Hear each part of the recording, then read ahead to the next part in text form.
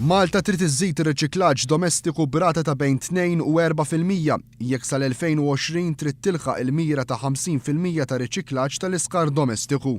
Sa issa pajjiżna du jarmi 83% tal-iskar domestiku fil-miżbla, filwaqt li 13% ta' dan l-iskart biss qed jiġi riċiklat. Statistika li skont rapport ippubblikat mill-Aġenzija Ewropea tal-Ambjent tpoġġi lil pajjiżna fil-qrieħ tal-lista ta' riċiklar.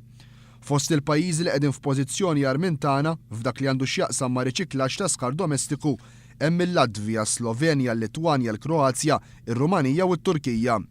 L-Aġenzija Ewropea tal-Ambjent sostniet li pajjiżna jrid jagħmel sforz eċċezzjonali sabiex iżżid ir-riċiklaġġ ta' dan l-iskart bin-nofs sal-2020. Dan ir-rapport wera kif pajjiżna baqa' jżid il-ġenerazzjoni ta' skar domestiku sas-sena 2000 u laħaq il-massimu fl-2008 meta ġiet ġenerat 267,000 tunellata ta' skart. Dan ir-rapport jindika wkoll li bejn l-2009 u l-2010 il-ġenerazzjoni tal-iskar domestiku naqset minħabba tnaqqis tat-turisti u l-iljiel li qattaw f'pajjiżna.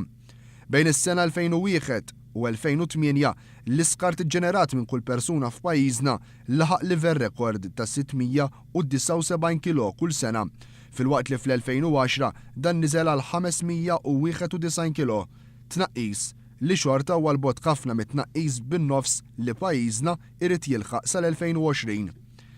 Kelliem għall-Ministeru tal-Ambjent sostna li pajjiżna ser jagħmel dak kollu possibbli sabiex itejjeb il-qagħda ta' pajjiżna f'dan il-qasam matul din il-leġislatura, mhux biss minħabba l-obbligi tagħna mal-Unjoni Ewropea, iżda wkoll għaliex skart riċiklat inaqqas l-emissjonijiet tal-greenhouse gases u anke iħares aħjar ir-riżorsi tagħna.